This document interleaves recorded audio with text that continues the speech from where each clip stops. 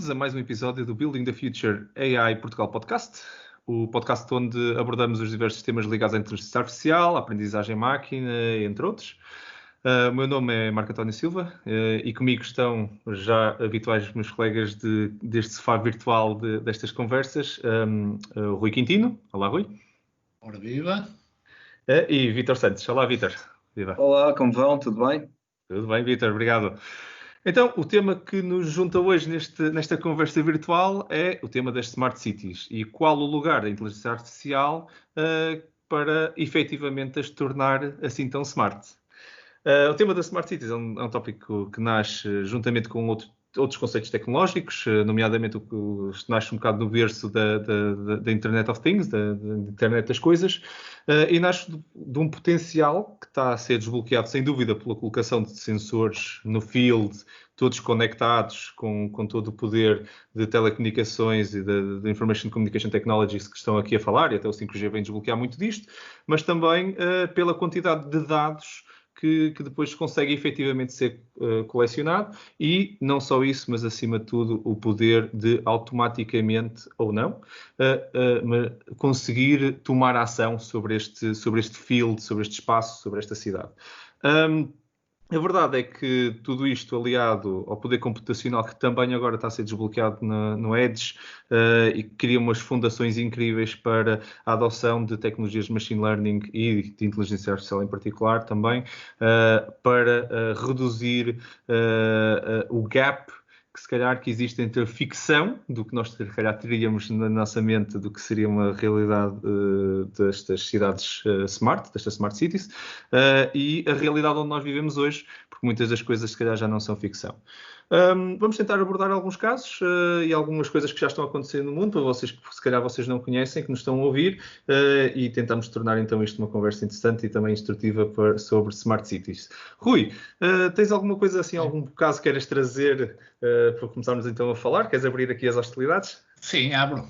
Ora bem, eu sou às vezes um bocadinho exigente com os case studies, mas estive aqui a picar alguns, também não sou um expert em Smart Cities, mas um ou outro cenário, curiosamente, já tinha tido algum trabalho na área, e ia começar por um que me pareceu muito interessante, envolve várias tecnologias também, desde o IoT até à inteligência artificial e à manipulação de dados, e há alguns casos, curiosamente, já cá em Portugal, também em implementação, e algumas soluções muito interessantes, começando com o caso, por exemplo, da EPAL, que usando informação dos contadores, dos consumos de água e de muitas outras fontes de informação, conseguem gerir melhor o parque, por exemplo, entre outros, de contadores, porque aqui na questão da água temos sempre há perdas que são perdas normais da rede, também já lá vamos, depois também há cenários para isso, e há também muitas falhas de contadores, ou seja, há perdas aparentes, na prática a água está a passar, mas o contador está defeituoso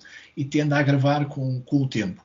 O que é possível fazer? É possível inferir de vários sinais, dos contadores e de sinais próximos e de consumos, quais são os contadores que podem já estar a precisar de substituição, e, obviamente, usando modelos estatísticos, com modelos preditivos, portanto, uma mistura, desenhar planos de manutenção que gerem valor acrescentado e que permitam poupar recursos, ou seja, em que o valor dos contadores que eu vou substituir, obviamente, é inferior àquele valor que eu vou recuperar pela correta contagem da água que passa, entre outros. Esta área de manutenção preditiva e manutenção proativa dos parques, acho que é uma área muito interessante, porque há um parque muito grande, como podem imaginar nas cidades, portanto água, energia, mesmo muita coisa, e pareceu-me um cenário muito interessante. Depois tenho aqui outro, podemos ver mais para a frente, mas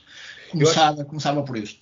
Eu acho que é muito interessante. Eu acho que é muito interessante a parte, principalmente a necessidade que nós antes, se calhar, não tínhamos tanto, desta parte preditiva nas nossas soluções, como fonte de alimentar reduções de custo ou melhoramento operacional, ou um dos dois, sem dúvida. Vítor, não sei se queres comentar alguma coisa sobre este caso, ou sobre este tipo de tecnologia. Olá a todas as pessoas que nos estão a ouvir. Queria dizer que eu sou um total believer nesta ideia das smart cities, e isto tem a ver, mais até do que tecnologia, tem a ver com uma ideia que eu tenho defendido ao longo dos anos, e ao longo de muitos anos, acho que posso dizer assim, que é a ideia da engenharia positiva. Portanto, eu, enquanto engenheiro, tenho sempre defendido que devemos pôr a tecnologia ao serviço das pessoas. E quando estou a dizer ao serviço das pessoas, não estou a dizer ao serviço de algumas pessoas, estou a dizer ao serviço de todas as pessoas, as que vivem nas cidades, no meio rural, as que são mais novas, mais velhas, mais pobres, mais ricas, enfim, todas as pessoas. E o conceito de Smart Cities, também interessante, transformou-se em buzzword, tem exatamente esta intenção, que é pôr a tecnologia ao serviço das pessoas. Há basicamente três níveis, isto by the book, não é? 3 níveis de utilização de tecnologia ao serviço das Smart Cities, que tem a ver nos serviços, a disponibilização de novos serviços e já agora potencialmente serviços mais inteligentes, tem a ver com a parte de, podemos dizer, o Analytics, ou neste caso, se for na cidade, Urban Analytics, que o Rui estava precisamente a dar um excelente exemplo da EPAL, e que eu acho realmente um extraordinário exemplo.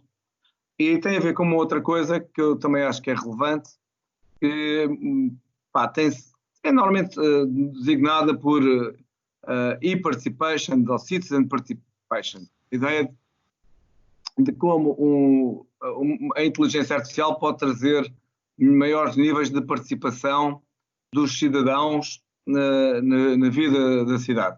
E eu aqui vou dar um exemplo, pegando neste último, não é? E até porque o Rui já foi falando da parte Analytics, vou dar um exemplo. Se calhar, se alguns cidadãos que vão, por exemplo, vamos imaginar que vão a viajar de automóvel, de repente vem um buraco na estrada ou um perigo na estrada e tirarem uma fotografia com o telemóvel e enviarem para a cloud, se calhar algum algoritmo de inteligência artificial vai conseguir perceber que aquilo constitui um perigo, vai conseguir perceber que algumas pessoas vão naquela via e se calhar vai conseguir avisá-las que há um perigo. E pronto, isto só para dar um exemplo é verdade. De tudo, não é? E essa parte de Citizen Generated Data, se pensarmos numa cidade, numa metrópolis maiorzita, assim não seja um meio rural, onde também isto seria útil, mas se pensarmos nas grandes metrópoles, é uma quantidade de informação que não é humanamente processável, não é? E também pedir às pessoas para fazer a classificação precisa na topologia necessária para resolver de vez em quando estes problemas é um tipo de requisito de vez em quando demasiado grande para pedir ao cidadão para conseguir entender e navegar na topologia do tipo de problemas que pode haver dentro de uma cidade, que são imensos, e classificar aquele problema, mas também, se não fizer essa classificação, tem que haver alguém que a vá fazer para chegar à equipa certa. E é sem dúvida aí um problema de classificação puro, onde a inteligência artificial consegue gerar uma solução, não é verdade? Pois, enfim, sem querer estar... Eu acho exatamente isso. Isto só para dizer que concordo. Acho exatamente isso. Também desculpa, Rui. Não, estava aqui a lembrar que não sei se é um dos casos que utilizo muito machine learning ou AI por baixo, mas em Cascais tem uma app interessante e um conceito que eles chamam de City Points. Então eles construíram toda uma experiência de gamification, não é? Quase de jogo, em que as pessoas em Cascais podem trocar ações tais como, por exemplo, dar sangue e muitas outras, portanto, ações em benefício da comunidade, e depois têm protocolos com determinadas lojas e locais onde podem trocar esses city points, por exemplo. E tudo isto à volta de uma app. Não sei para já se tem algum tipo de maior inteligência por trás, mas é um exemplo desta ligação também mais de perto aos cidadãos e usando plataformas de colaborativas, não é? Cada vez mais. E o conceito de gamification, que conhecia exatamente o conceito colaborativo. Muito, muito interessante, por acaso não conhecia. Eu queria também dizer, só aqui para separar um bocadinho, que é evidente que nós estamos na era do dataísmo, não é? Da data science, de ter algoritmos, e em particular redes artificiais neuronais, a ler dados, com grande velocidade, a processar grandes quantidades de dados e a conseguir perceber o presente e prever o futuro. Não é? Mas eu também queria dizer que há outro tipo de algoritmos da inteligência artificial que não são baseados em grandes quantidades de dados, como são no caso disto que estava a falar e que está realmente agora, digamos, com grande predominância no mundo, são algoritmos que são baseados em aplicação de raciocínio. E estes raciocinadores, que vêm precisamente do milénio passado, também são muito úteis nas nossas cidades, porque permitem tomar decisões com grande velocidade, coisa que os algoritmos de processamento de grandes quantidades de dados nem sempre conseguem, mas estes permitem-nos tomar decisões imediatas, quase, enfim, que aplicam um raciocínio para escolher a melhor opção numa determinada circunstância, por exemplo, uma circunstância. E isso é muito interessante. Sem dúvida, sim. Tu estás a falar de algoritmos mais sem tanto treino, não é? Parecidos com algoritmos de reinforcement learning, ou que vão aprendendo ao longo, ou vão usando conhecimento ao longo da sua própria utilização. É mais isso que estás a falar, Vítor, só para tentar... Não, o que eu estava, enfim, aqui a defender é que uma coisa são os algoritmos de machine learning, em que, no fundo, o computador aprende com os dados e depois, em função do que aprendeu com os dados, pode fazer uma de duas coisas, ou prevê o que é que pode acontecer, ou então consegue fazer uma melhor classificação e descrição da realidade.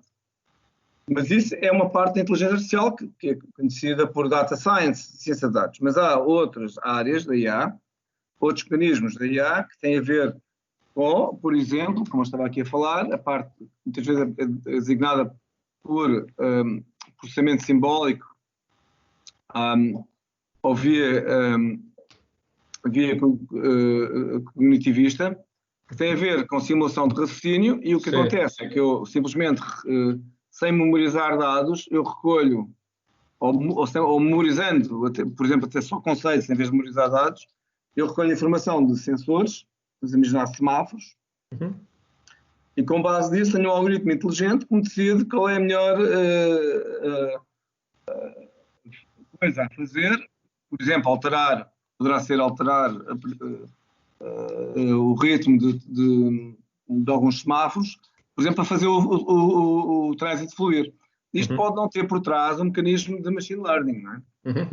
Correto.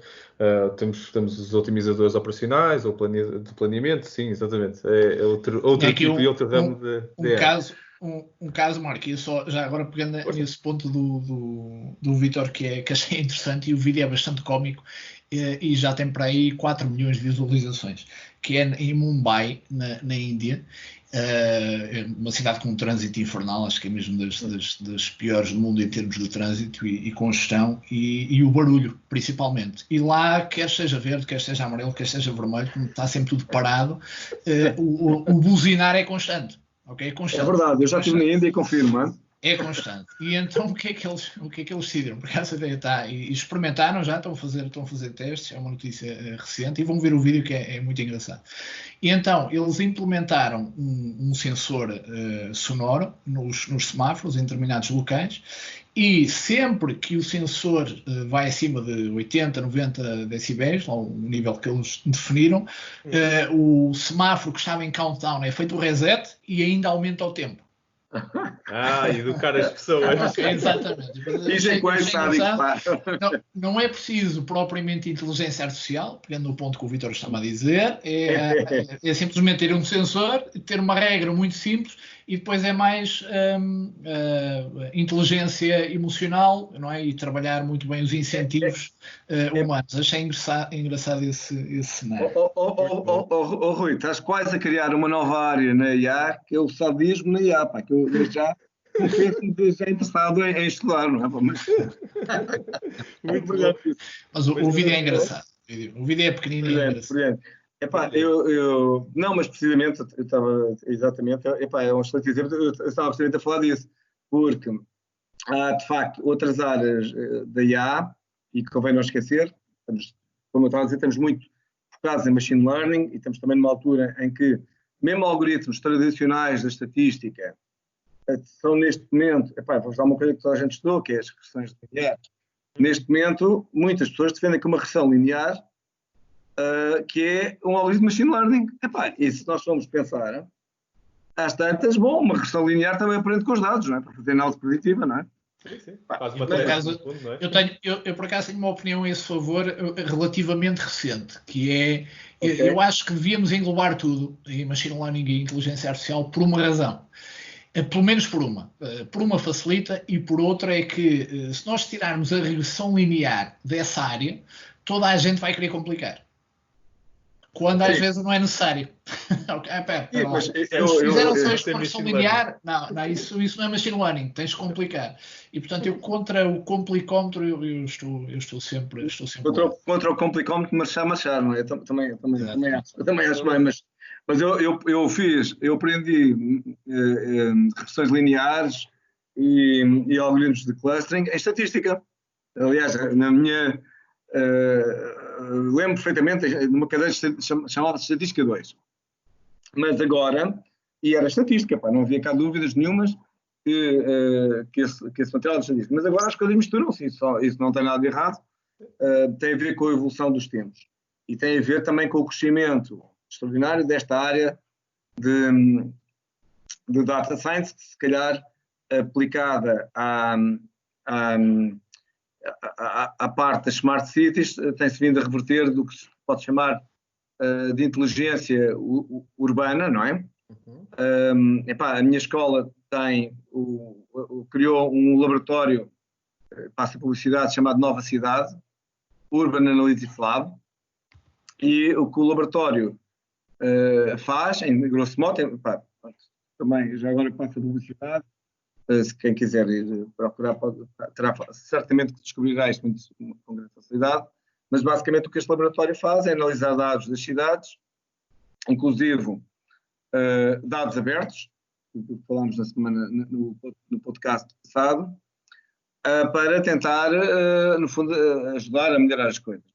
E isto é uma parte importante na inteligência artificial nas smart cities. Mas o que eu estava há pouco a defender é que também havia outras. Eu percebo, e já agora, só sobre o ponto, nós podemos pôr perfeitamente no comentário do podcast um link para esse projeto, para quem estiver interessado em saber um bocadinho mais.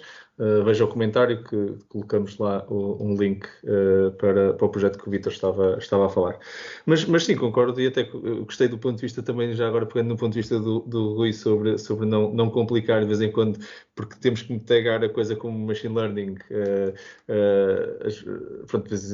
Certas decisões de classificação podem depois também ter algumas repercussões no futuro desta área. Eu também tendo a concordar, até porque, tal como o Vítor estava a dizer, eu próprio na altura era em métodos numéricos, mas a maior parte das otimizações que fazemos em machine learning mais simples, na realidade não tem grande machine learning. Eu dei aquilo em matemática pura, não é? Na altura em métodos numéricos, métodos de otimização numérica.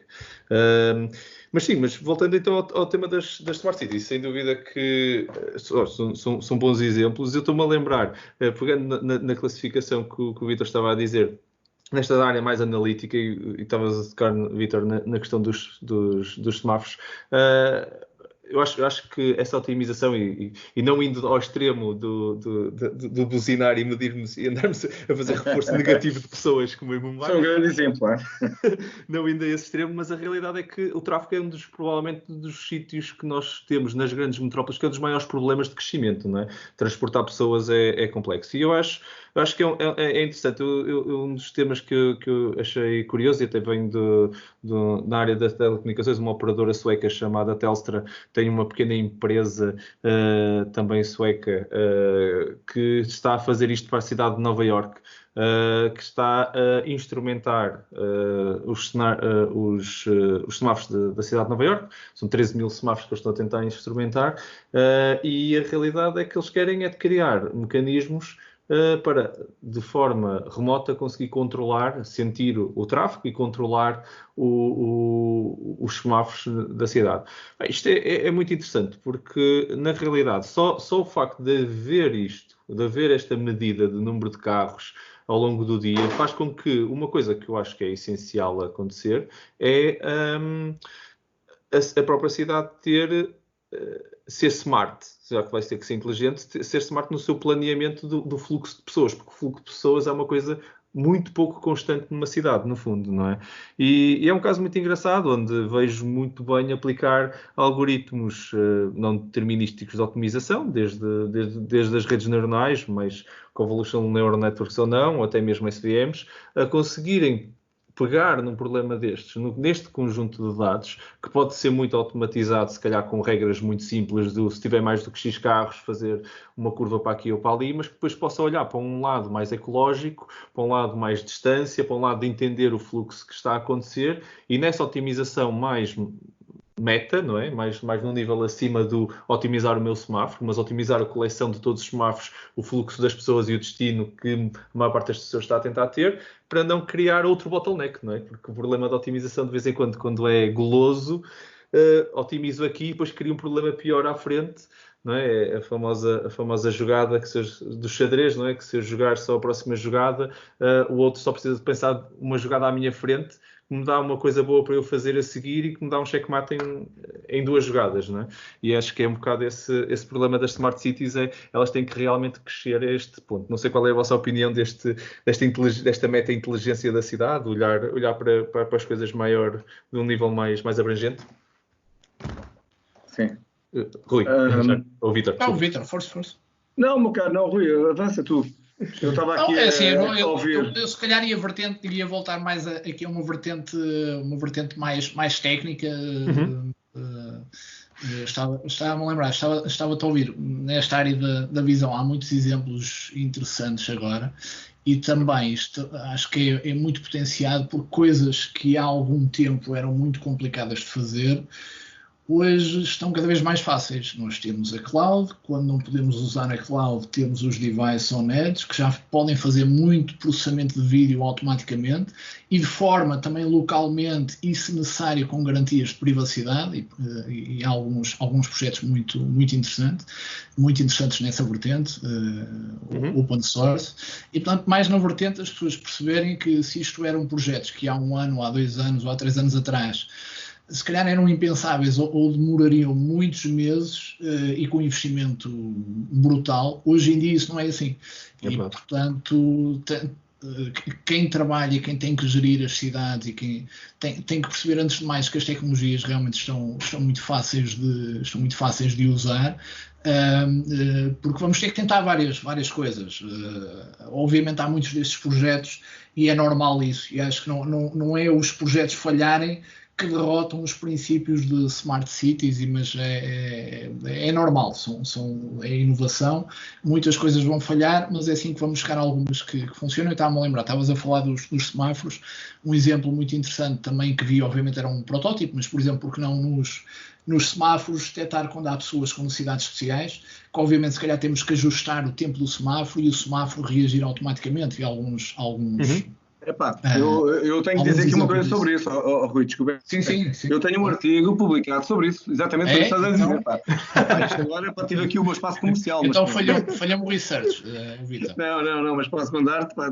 Enfim, não é nada de especial, pá, claro, mas tenho um artigo baseado precisamente em paradigmas sociais para precisamente a alteração para o trabalho dos poderes.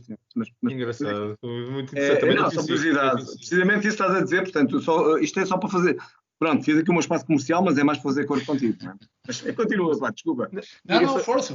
Eu só ia acrescentar que nessa linha, Rui, até existe um projeto muito giro open source que a Microsoft tem até desenvolvido internamente e depois tornou isto open source, chamado Rocket, é o Live muito Video Analytics.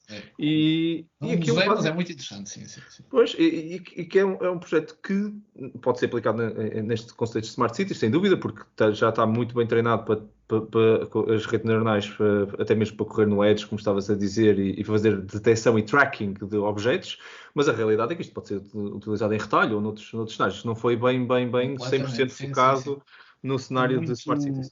Customizável, muito modular e tem umas técnicas também muito interessantes, na vertente mais geek, entre aspas, que é plugins em camadas, ou seja, ele só usa a GPU se o modelo anterior eventualmente não conseguiu chegar a uma tensão, portanto tem esse cascading inteligente que é um open source, portanto também conheço e recomendo realmente. Exato. E depois é engraçado, porque já tenho tido algumas, internamente tenho visto isto aplicado a cenários de detecção de veículos, por exemplo, que estão em contramão, aqueles cenários que, pronto, queremos preservar, e um bocado até, se calhar, um bocado a título de conclusão, lançava assim só um tema que é, eu acho que as Smart Cities como nasceu mais recentemente, e até mesmo neste research fiquei a conhecer isto um bocadinho melhor, que é o chamado Analytics for Vision Zero.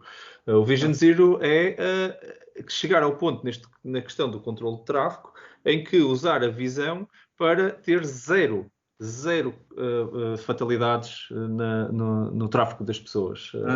E isso é interessante. Zero usar, conseguir prever colisões, conseguir prever estes cenários de pessoas que estão em contramão, conseguir tornar a cidade efetivamente segura. E não só, pronto, a condução autónoma vem com esta promessa, na realidade, mas nós que, se calhar, as pessoas não conheciam ou não conhecem outra vertente que vem da própria cidade e não tanto da condução autónoma, que é esta Vision Zero. E acho que é um projeto, ou pelo menos uma ambição muito nova.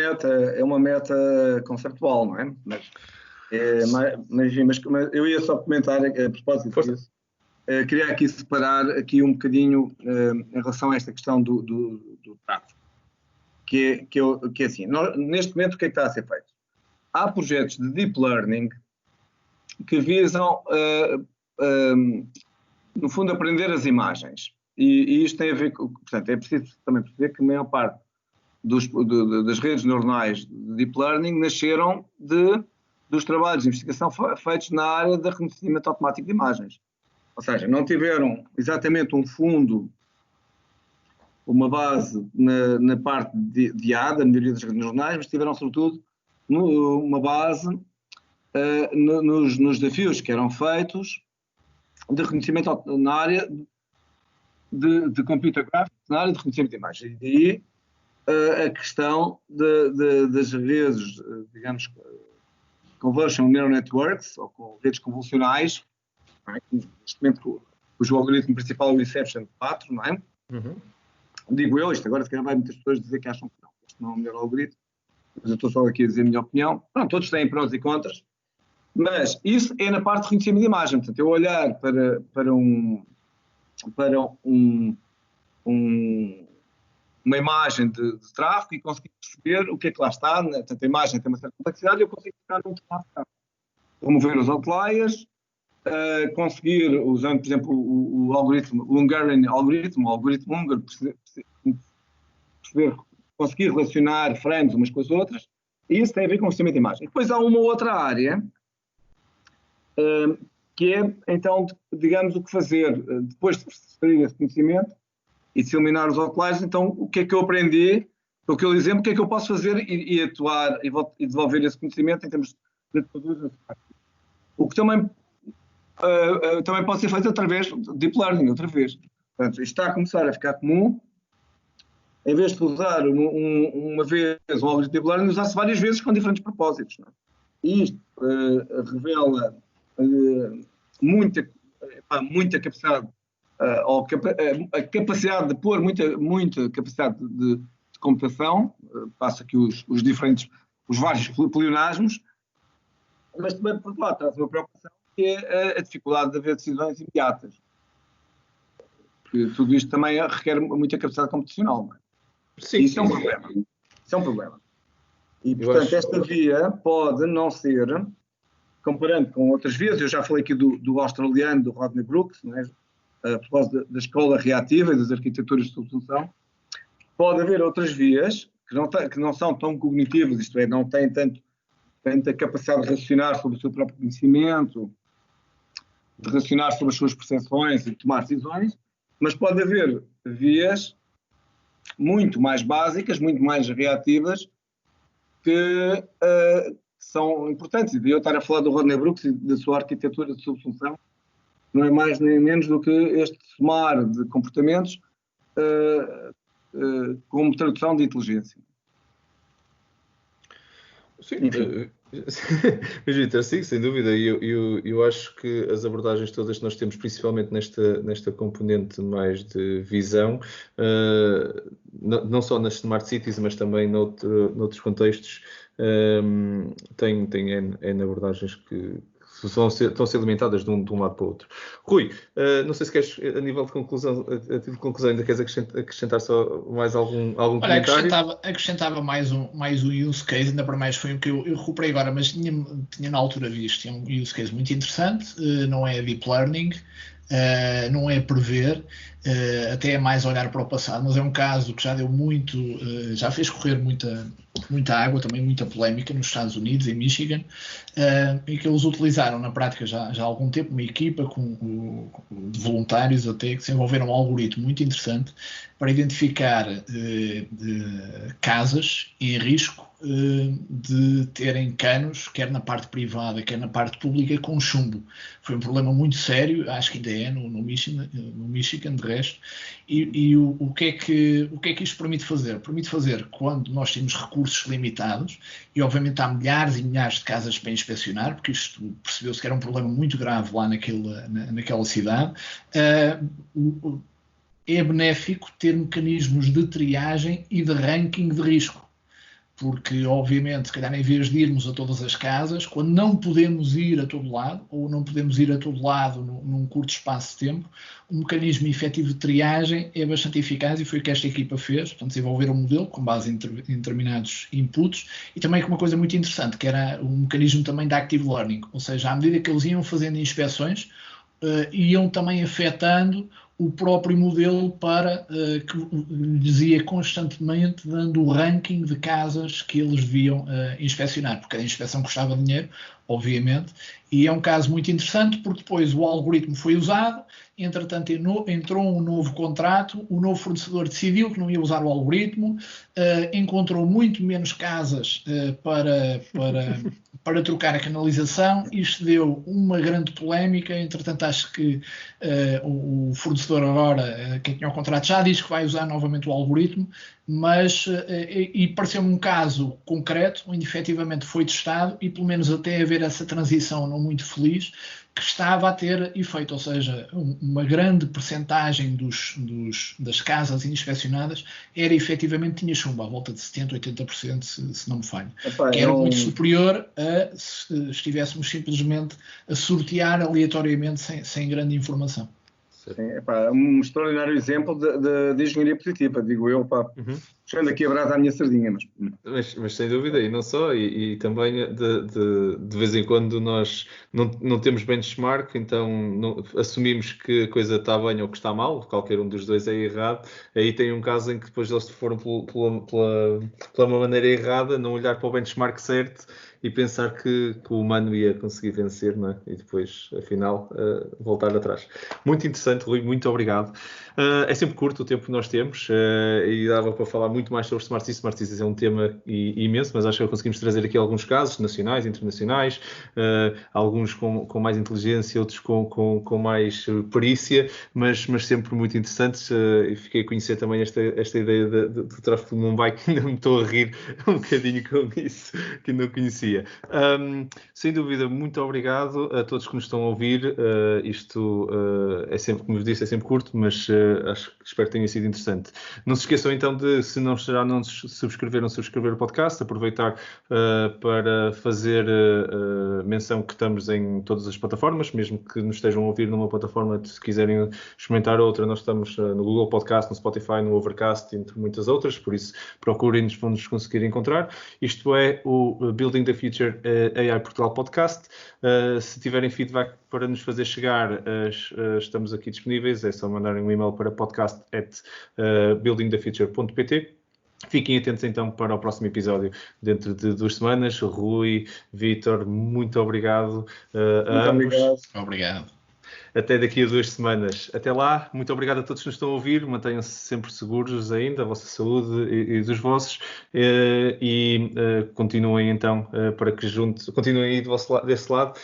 Nós continuamos e juntos vamos ativar Portugal então e construir então, um futuro melhor com esta tecnologia. Muito obrigado a todos.